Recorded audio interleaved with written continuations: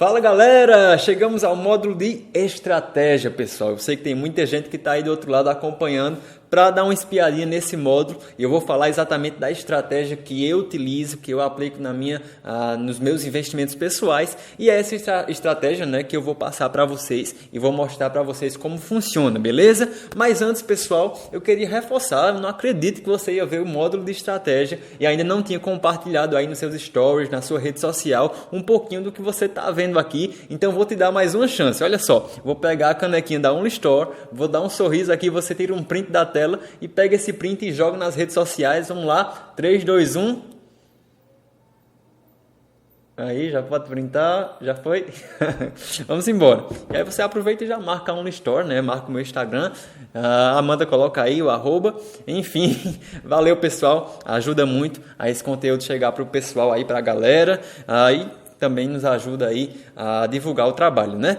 Então, pessoal, antes de entrar no conteúdo de estratégia, eu quero te mostrar um trabalho que a gente desenvolveu, né? Que a gente gravou e deu muito trabalho, mas está bem completo. É o curso completo aprofundado Seed Money, beleza? Claro que eu estou dando um mini curso aqui, não tem como falar de todos os assuntos, mas dentro desse curso completo, pessoal, você vai ter acesso a muita informação, a prática mesmo. Eu vou mostrar todo o aparato que eu utilizo, né? Para estar investindo e que também outros investidores utilizam e vai te ajudar muito se você quer começar essa jornada do zero para ser um investidor de longo prazo e alcançar essa liberdade financeira. Então vou te mostrar rapidamente os módulos que a gente trata nesse curso Seed Money. O curso está dividido em 3 etapas, beleza, pessoal? A primeira etapa a gente fala um pouquinho do mindset do investidor, beleza? A segunda a gente fala do mercado financeiro, tá certo? Terceira etapa é um módulo só para renda fixa.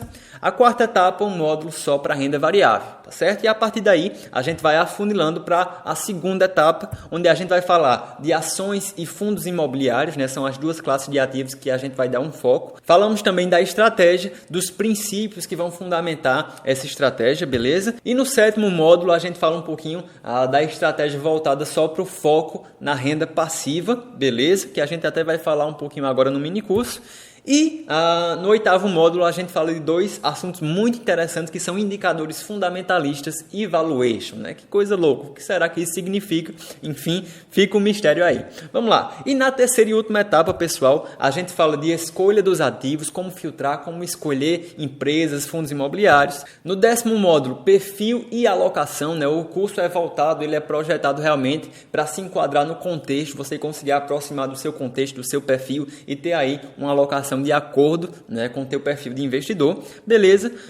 11º módulo, operacional, é aqui onde a gente vai falar sobre como colocar a mão na massa, como comprar, como vender, enfim, o operacional é a parte prática mesmo do negócio, tá certo? E 12º módulo, acompanhamento e controle, então a gente vai entender como acompanhar os ativos, como controlar a sua carteira, né, que são os seus ativos, são os seus fundos imobiliários, as suas ações. Enfim, pessoal, essa foi uma breve apresentação. Então, se você tem interesse no curso completo, aprofundado Seed Money, vai estar aí as informações na tela para você, né? Então entre em contato conosco, certamente esse curso vai te ajudar muito, é totalmente voltado para você que quer começar do zero até esse ponto de investidor de longo prazo e com certeza recheado de muitos detalhes, né, que não daria tempo da gente mencionar aqui no mini curso. Beleza, pessoal? Então vamos avançar, vamos falar de estratégia. Então vamos lá, pessoal, o primeiro ponto de estratégia que eu quero passar para você, né, a primeira perspectiva é essa. Olha só, a gente falou muito de renda passiva e o contraponto da renda passiva é a renda ativa. Então eu quero que você observe aí, mais uma vez, né, esse rapaz aí correndo na rodinha, né, não sei como é que chama, no brinquedinho ali de hamster, de rato, enfim, ele está ali correndo sem sair do lugar, mas isso aqui está representando a chamada renda ativa, ou seja, aquela renda fruto do teu trabalho.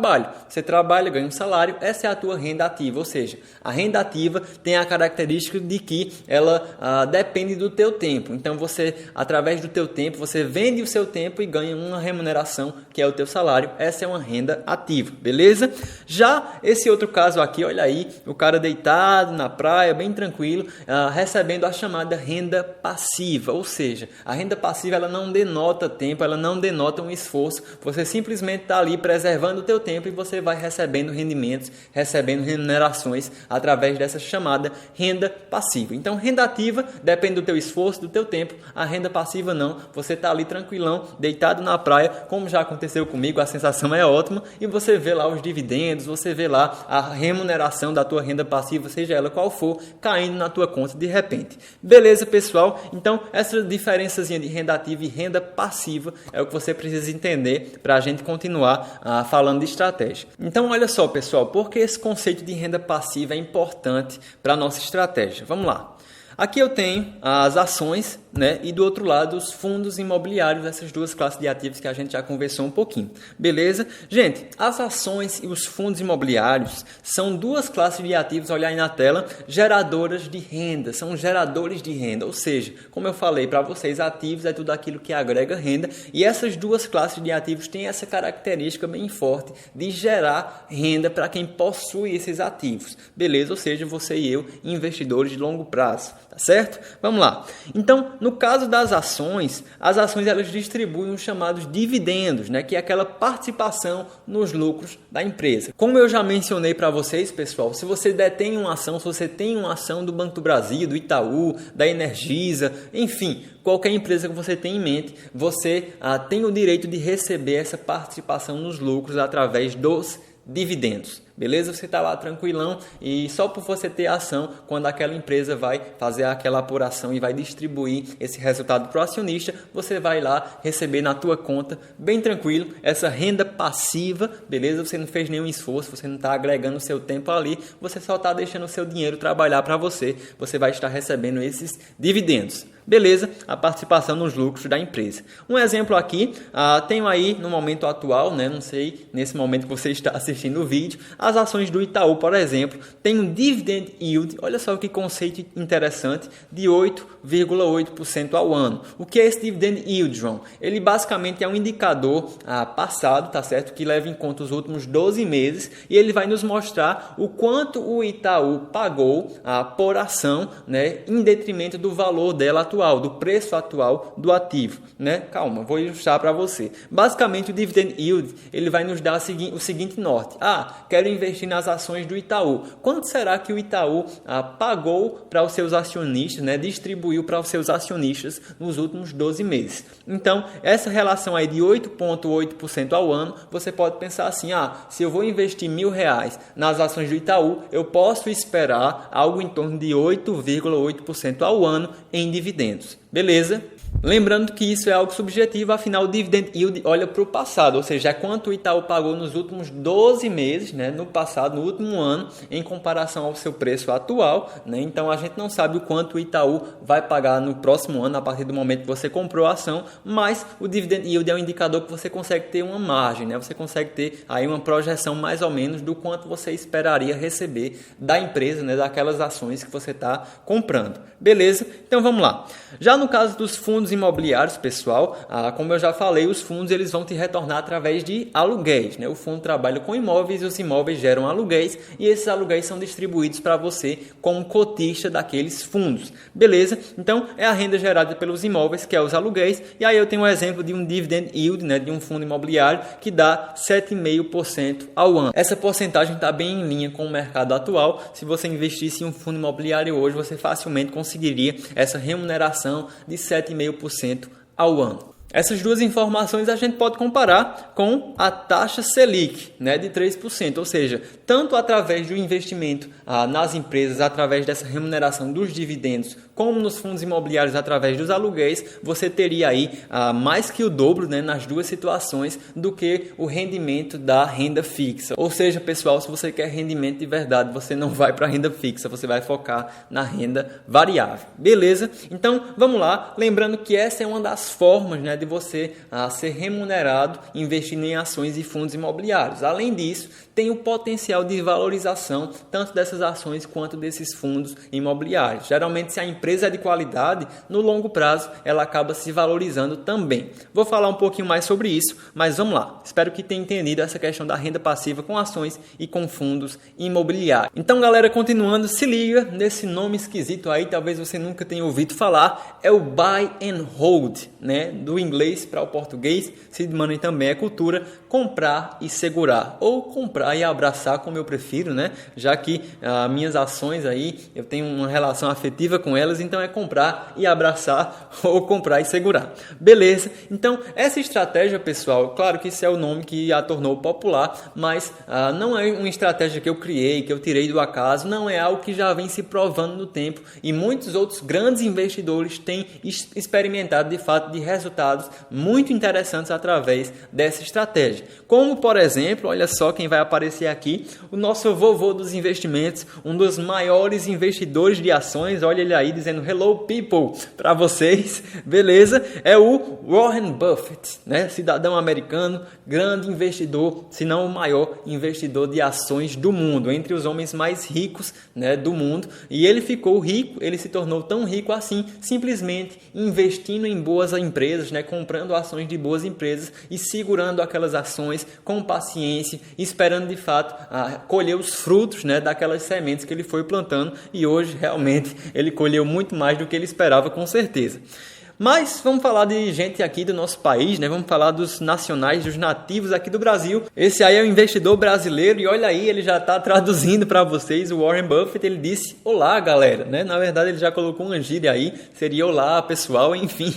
Vamos embora. Esse aí, pessoal, é o Luiz Barsi, né? Um grande investidor, na verdade, o maior investidor pessoa física na Bolsa de Valores. E olha que interessante, o Luiz Barsi começou a investir na faixa de 30 anos de idade, ou seja, ele não começou tão novinho, né? Já o Warren Buffett, ele começou bem novinho, desde criança praticamente ele já investia. Já o Barsi, ele começou 30 anos, né? Já um pouco mais avançado na idade, mas mesmo assim ele conseguiu se tornar bilionário somente investindo em boas empresas, segurando, então comprando e segurando, olha a ideia aqui, bons ativos, boas empresas no longo prazo, e ele foi colhendo, claro, os frutos disso aí. Hoje não precisa fazer mais nada, né? Ele tem milhões aí rendendo das suas ações como dividendos, né?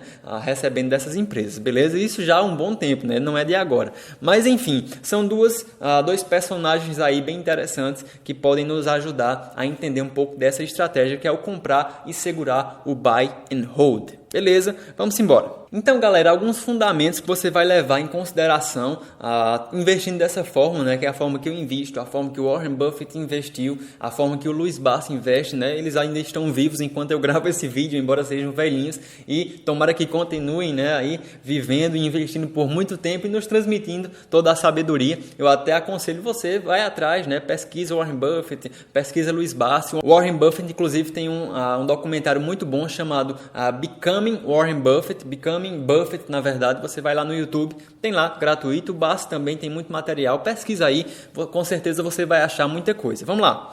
Então, alguns fundamentos da estratégia Buy and Hold. Investir em empresas de qualidade. Pessoal, se você vai investir para o longo prazo, você não vai investir em empresa tranqueira, você não vai investir em empresas que têm problemas, problemas que eu digo, problemas muito aparentes, latentes, né? Claro que toda empresa tem algum problema, mas enfim, você vai procurar empresas, ativos, né? Isso se enquadra não só para empresas, mas também fundos imobiliários de qualidade. Beleza? Simbora. Segundo ponto, focar em setores perenes. Mas como assim, João, setores perenes? São setores resilientes, pessoal, setores sólidos, setores que se provam no tempo, tá bom? Por exemplo, o setor de energia elétrica. Você já pensou os seres humanos daqui a 10 anos? Será que eles vão continuar precisando de energia elétrica? Certamente que sim, né, pessoal? Então, o setor de energia elétrica certamente é um setor perene, né? Perene é essa conotação de infinito, ou seja, algo resiliente, consistente, sólido, mesmo com o passar do tempo. Beleza? Focar em setores perenes. Vamos lá. Perspectiva de longo prazo, isso aqui eu já bati muito nessa tecla, pessoal. Buy and hold é perspectiva de longo prazo, é comprar e segurar para os próximos 10, 15, 20 anos. Beleza? Continuando. Diversificação, isso é muito importante, né? Eu vou mostrar para vocês um pouquinho dessa ideia, aquela ideia que eu falei, lembra lá, fulano perdeu tudo na bolsa porque não diversificou muito provavelmente ou estava inventando de fazer day trade. Beleza, gente? Diversificação é muito importante. Outro ponto, Crises são iguais à oportunidade. Pessoal, quando você investe na bolsa dessa forma, né, buy and hold, momentos de crise são momentos onde você, né, se delicia com a oportunidade de comprar mais barato, tá certo? Uma das coisas que eu preciso fazer você entender também é que preço importa. Não adianta o ativo ser bom, o setor ser perene, a perspectiva de longo prazo dele ser bacana, se ele estiver num preço muito caro, né, em relação ao valor que aquela empresa pode retornar para você, aos lucros que ela gera, aos dividendos que ela paga. Se o preço, a cotação da empresa lá estiver muito caro, não valeria a pena, mesmo o ativo sendo muito bom. Então, em momentos de crise, são momentos onde o pessoal começa a ficar com medo, e esse medo gera nas pessoas, né, aquela paranoia, começam a vender os seus ativos. Então, nesse momento, os ativos ficam mais baratos, né, ações ficam mais baratas, fundos imobiliários geralmente ficam também mais baratos. Então, você tem a oportunidade como investidor de longo prazo de comprar tudo muito mais barato, né? Tudo em promoção, em Black Friday, enfim, seja lá qual for a promoção que você esteja imaginando. Beleza? Crises igual a oportunidades. Vamos lá. E um alerta pessoal muito importante, olha só, a bolsa não é o lugar para ganhar dinheiro. Olha que interessante. João, vim aqui porque eu achei que a bolsa era o lugar de ganhar dinheiro. Não, a bolsa não é o lugar de ganhar dinheiro. A bolsa é o ambiente para acumular ativos e gerar renda, beleza? Acumular ativos, ou seja, ir comprando ativos, e com esses ativos, né, se as ações, se os fundos imobiliários geram renda, com esses ativos gerar cada vez mais renda, beleza? E é essa renda que vai proporcionar a independência financeira, aquela arvorezinha do dinheiro que a gente falou, beleza? Então guarda isso, a bolsa não é o lugar de ganhar dinheiro, é o lugar de acumular patrimônio e gerar renda, beleza? Acumular ativos e gerar renda. Vamos embora. Então, pessoal, a gente falou da questão dos setores, né? Setores perenes, setores sólidos, resilientes, que são provados no tempo e que têm uma boa perspectiva futura aí nos próximos 10, 15, 20 anos. Beleza? Vamos entender isso. Olha só, eu separei aqui 3 níveis, né? O verdinho seria aqueles mais interessantes, o amarelo que tem que ter um certo cuidado, e o vermelho talvez seja aqueles setores para evitar. Então vamos olhar um pouquinho que setores são esses. Olha só, setores verdinhos, né? Ou seja, que estão ali bem avaliados, pelo menos na minha visão, no tocante a setores perenes. Temos saneamento, ou seja, empresas que vendem água, algo que a gente sempre vai precisar, pode vir crise, pode acontecer o que for, nós vamos precisar de água, ninguém vai deixar de consumir água. Então, empresas de saneamento costumam ser muito sólidas e se manter firmes mesmo em cenários adversos. Isso também acontece com o setor financeiro, né? Bancos, instituições financeiras, desde que o mundo é mundo, a gente precisa de instituições que vão nos ajudar, né, a gerir essa questão de pagamento, de transferências de valores, enfim, o setor financeiro é muito necessário e cada vez mais necessário, com certeza será ainda no longo prazo, beleza? Outro ponto favorável, né, nós estamos cada vez mais deixando de utilizar o dinheiro físico e dependendo realmente daquele dinheiro na conta que você não pega, você não sente, mas você sabe que tem um valor lá naquela conta bancária e com ele você pode resolver várias coisas. Enfim, setor financeiro é extremamente necessário e deve continuar sendo aí para o longo prazo. Setor elétrico, pessoal, como eu já falei, você sempre vai precisar de energia, a gente com certeza vai continuar precisando e demandando de energia. Então, empresas de energia, pessoal, costumam ser realmente muito sólidas e ser base para qualquer carteira, né? Carteira que é o conjunto de ativos que você tem de longo prazo. Beleza? A carteira é esse conjunto de ativos, ações e fundos imobiliários, beleza? Só para você entender o conceitozinho. Simbora, aqueles que eu classifiquei aí como amarelo, né, que talvez demande algum cuidado, setor de alimentos, varejo, indústrias e automobilístico, né? Coloquei aí na mesma atuação, beleza? E eu coloquei os alimentos aqui porque de fato nem sempre é muito fácil trabalhar nesse setor alimentício, né? Existem muitas particularidades, as margens nem sempre são muito interessantes, enfim, não é tão simples escolher uma boa empresa nesse setor de alimentos e principalmente encontrar ela num preço bacana, beleza? Mas, enfim, são algumas particularidades, mas o setor em si é muito bacana, é um setor perene, só tem que ter esse cuidado, beleza? Vamos lá, varejo. Empresas de varejo, aquelas que compram e vendem, também é um setor que a gente tem que ter muito cuidado, porque é um setor que depende muito da economia, ou seja, do quanto as pessoas estão dispostas a gastar, a consumir. É um setor também que tem vivido essa revolução, né, da tecnologia no sentido do e-commerce. Então você tem que ter cuidado com empresas que não têm essa digitalização ou essa facilidade de canais digitais, porque são empresas realmente fadadas a sucumbir e fracassar. Beleza? Então o varejo é interessante, mas tem que ter um pouco de cuidado, tem que ver o produto que a empresa trabalha, isso também vai pesar muito no longo prazo. Beleza? Então o setor de indústria, coloquei aí barra autos, né, automobilístico, também é um setor um pouquinho delicado, geralmente um setor muito ostensivo em capital, ou seja, precisa de muito reinvestimento de capital, um setor às vezes com margem apertada. A questão do automóvel também tem sido algo que a nossa sociedade tem repensado, a questão de ter um automóvel próprio nem sempre hoje pode ser a melhor alternativa, enfim, tem que ter esse cuidado. Beleza?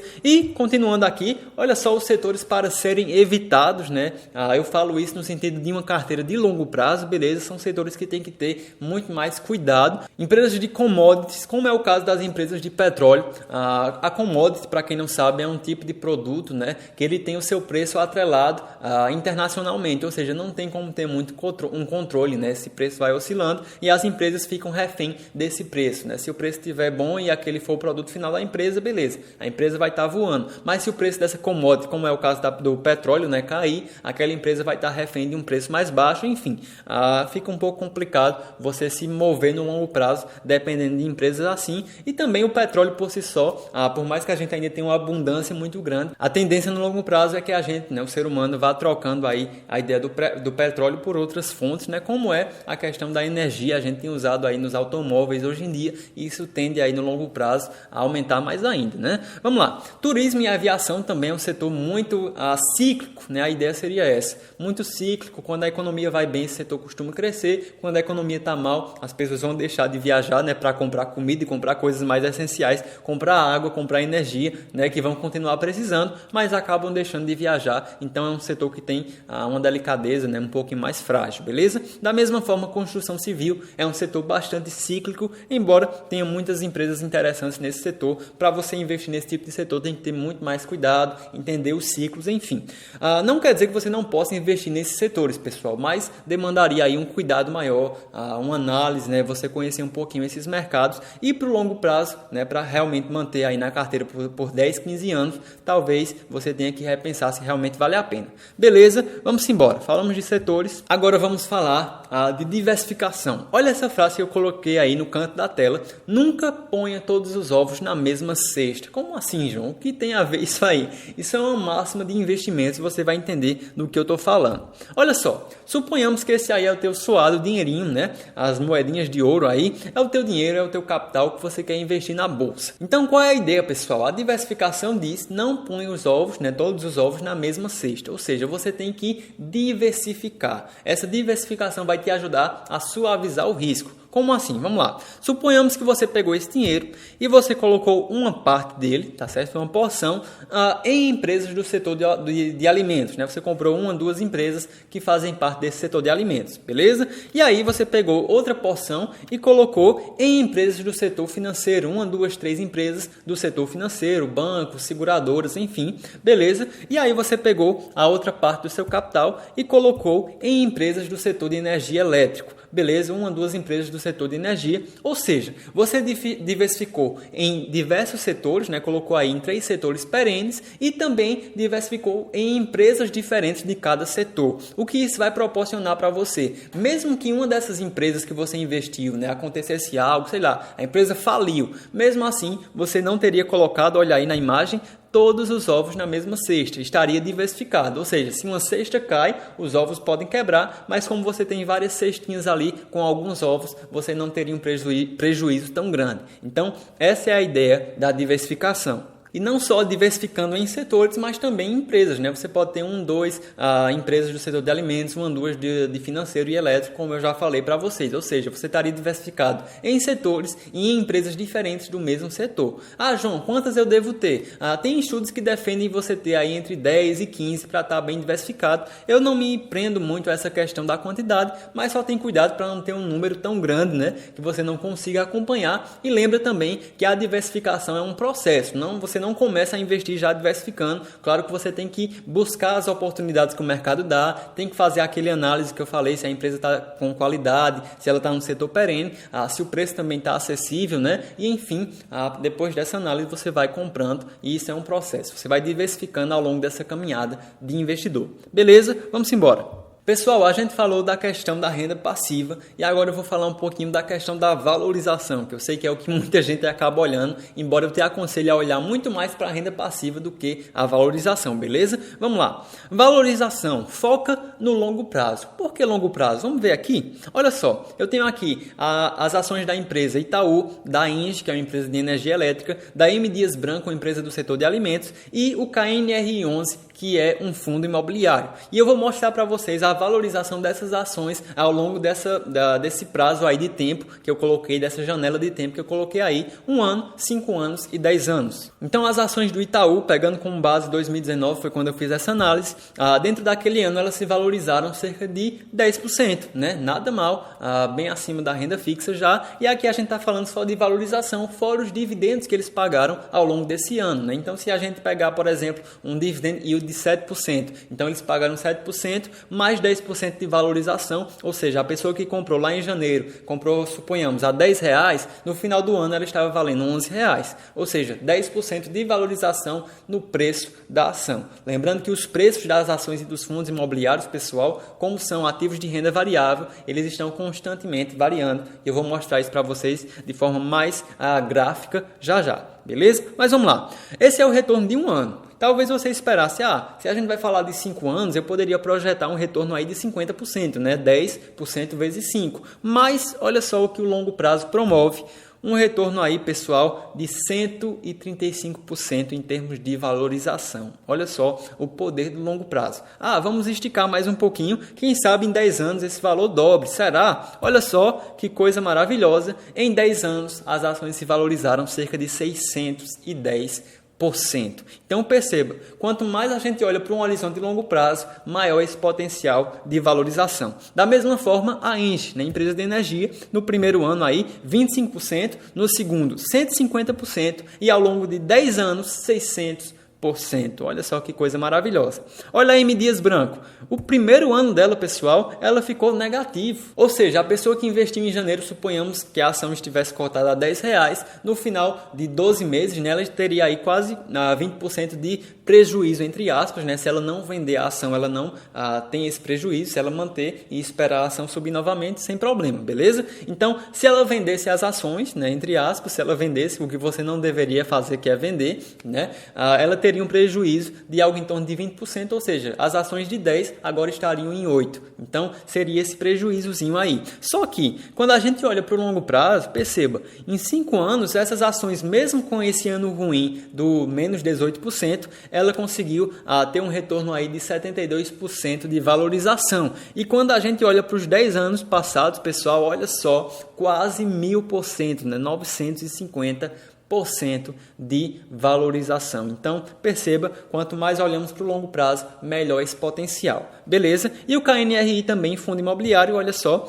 naquele ano foi um ano bem interessante para os fundos imobiliários, se valorizaram bastante, 25%. 5 anos, a gente teve um retorno aí de 150% em valorização e nos 10 anos, 300%. Beleza? Então, para você ver que boas empresas, todas essas são boas empresas, fundamentadas, que são bacanas, têm um histórico crescente de lucros. Eu vou mostrar isso rapidinho para vocês, além do KNRI também ser um excelente fundo imobiliário. Cuidado, pessoal, isso aqui não é uma recomendação de compra. Bota aí a frase bem grande, Amanda, para eles, não é uma recomendação de compra. Beleza? Isso aqui é somente mostrando o desempenho de algumas ações e, claro, eu não posso negar, são ações interessantes. Beleza, gente? Outra máxima de investimentos, a rentabilidade passada não significa rentabilidade futura, é renda variável, tudo pode acontecer e essa é a graça desse mercado. Vamos embora. Então vamos lá, pessoal, eu abri aqui o TradingView, é uma ferramenta gráfica, né, para você ver a cotação, o histórico de preço gráfico de ativos, de índice, enfim.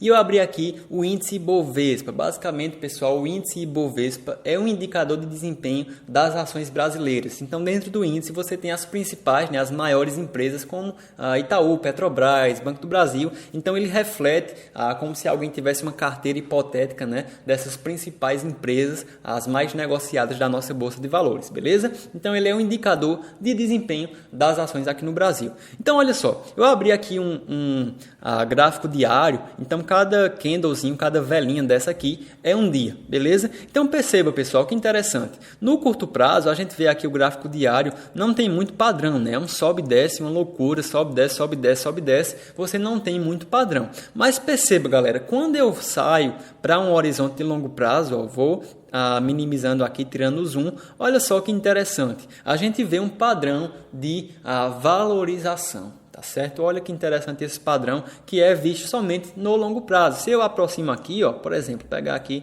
esse ponto, olha só que loucura, né? Sobe, desce, sobe, desce, sobe, desce, sem padrão nenhum, mas quando eu olho para o longo prazo, dá para enxergar perfeitamente esse padrão aqui, né, de valorização. Beleza? Inclusive vou tirar aqui do diário e vou colocar mensal para você ter essa perspectiva melhor. Olha aqui como abriu desde 95, né, até aqui 2020. Olha só, por mais que houveram crises nesse meio, né, olha aqui, por exemplo, né, eu vou pegar uma grande crise aqui, que é a crise de 2008, a crise lá que estourou nos Estados Unidos, a crise do subprime, né? Se você não conhece, você deve ter estudado na escola, ou deveria, mas dá uma pesquisada. Olha que interessante, o mercado vinha subindo, né, grotescamente, e de repente chegou nesse ponto, 2008, a crise estourou nos Estados Unidos. Então, os preços, né, a galera fica com medo nesses momentos de crise, todo mundo começa a vender os seus ativos. Como o mercado é formado, né, o preço é formado por oferta e demanda, quando o pessoal começa a vender e entra aquele movimento de manada, né, todo mundo fazendo aquilo com medo, os preços começam a cair. E olha o que aconteceu, a bolsa caiu quase 60%, pessoal, em menos de um ano. Olha que loucura, tá certo? Mas o que acontece no longo prazo, ao longo do tempo a bolsa foi se recuperando, as pessoas foram voltando para a racionalidade, a poeira vai baixando e as ações acabam voltando a se valorizar durante o longo prazo. Então, desde aquele momento, as ações já foram se valorizando. E aqui a gente tem outra grande crise mais atual, que é a questão do coronavírus, né? A pandemia, olha só que loucura. Aqui também o mercado estava subindo muito bem, as projeções para o Brasil estavam muito bacana, né? Tava subindo, mas chegou esse efeito aí que ninguém esperava, né? As crises geralmente são inesperadas, não tem o que fazer, e os preços caíram também devido a esse movimento de medo, de pânico do pessoal. Beleza? Mas o que eu quero que você observe, pessoal, é que além desses momentos de crise, tem os momentos de recuperação e, no geral, por mais que haja muito sobe e desce, o contexto geral é uma tendência de longo prazo, né? Então, perceba por que crises são oportunidades. Quem comprou aqui, quem comprou nesse ponto, está feliz da vida, porque comprou tudo muito mais barato, né? E viu suas ações com certeza valorizarem aí bastante no longo prazo. Agora, quem ficou com medo e vendeu suas ações aqui, infelizmente foi tendo esse prejuízo, né? Quem foi vendendo essas ações durante esse tempo, beleza? Então não adianta querer prever crise, simplesmente continue aportando, né? Essa estratégia que eu utilizo, eu basicamente faço aportes mensais. Então todo mês eu poupo lá aquele valor e vou lá, compro mais ativos. Então, independente do cenário, seja crise, seja cenário otimista, eu vou estar lá aportando e comprando mais ações, tá certo? Por que eu estou falando isso? Porque crises vão vir, vão acontecer, é inevitável. Só lembre que no longo prazo a tendência sempre foi assim, nós vamos superar essa crise ao longo do tempo. Por mais que possa durar aí 1, 2, 3, 4 anos, a tendência sempre é essa, de superar esse momento e aí o mercado continuar avançando como sempre foi. Inclusive eu tenho uma experiência interessante sobre isso, né? Eu lembro que quando eu estava ainda dando os meus primeiros passos, lá em 2016 para 2017, ocorreu aquele chamado Joesley Day, foi como o mercado chamou, foi quando aquele camarada, não sei se você lembra, aquele cara, ele vazou uns áudios do então presidente Temer, lembra disso? Talvez você nem lembre, ou seja, crises foram superadas, a gente nem lembra, mas naquele momento foi um rebuliço, foi um moído, não sei se você está entendendo esse linguajar porque é bem regional, mas enfim, foi, como é que eu posso, sei lá, Enfim, pessoal, foi aquele barulho, né? Foi um barulho grande, enfim, alguma coisa assim. E o mercado caiu muito, caiu quase 15% em um só dia. E eu tinha umas ações do Itaú, eu lembro que eu vi, eita meu Deus, minhas ações estão caindo. Fui lá e vendi, entrei no movimento de medo de manada e vendi com prejuízo. Mas, depois daquele período, eu só vi aquelas ações continuarem avançando e eu percebi que eu não deveria ter vendido, na verdade eu deveria ter comprado mais, tá certo? Crises igual oportunidades. Vou até achar esse momento aqui no gráfico, foi 2017, maio, foi aqui, ó.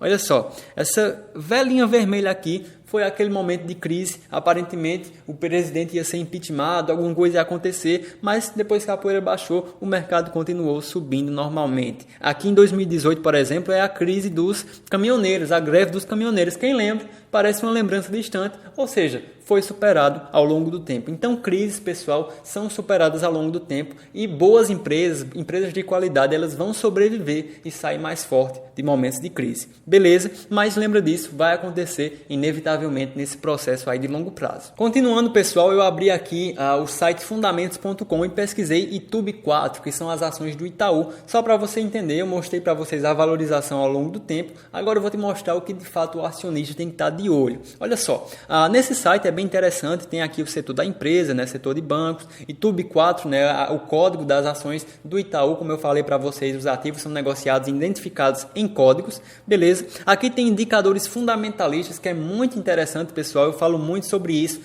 dentro do curso, né, o curso completo que eu falei para vocês, no tocante a selecionar ativos, esses indicadores ajudam muito, mas o que eu quero mostrar para vocês, né, que a gente não tem tanto tempo, vou aqui em gráficos, demonstrativos de resultado. Olha que interessante, lá no final a gente tem um gráfico de lucro líquido, ou seja, aquilo que é apurado de forma líquida, né? Depois de pagar funcionário, pagar energia, pagar tudo no mundo, a gente tem o chamado lucro líquido. E olha só, empresas interessantes de qualidade geralmente tem esse histórico aí, galera, de crescimento de lucro ao longo do tempo. E não só lucro líquido, olha só, aqui tem os proventos também, que é essa barra verdinha, a barra azulzinha aí é o lucro líquido. Ou seja, conforme o lucro vai aumentando, essa empresa que é o Itaú também vai aumentando os seus proventos, ou seja, os dividendos gerados para o acionista. Ou seja, pessoal, você investe numa empresa hoje, mas ela vai ter a oportunidade, ela tem um potencial de expandir os seus lucros, consequentemente pagar mais dividendos, e se a empresa começa a lucrar constantemente mais, né, mais do que aquele padrão de antes, é natural que as ações também valorizam. É o que aconteceu aí no longo prazo, de 2011 a 2020. O Itaú veio aumentando os seus lucros, distribuindo mais dividendos e, consequentemente, também aquela valorização lá que a gente viu de mais de 600% nos últimos 10 anos.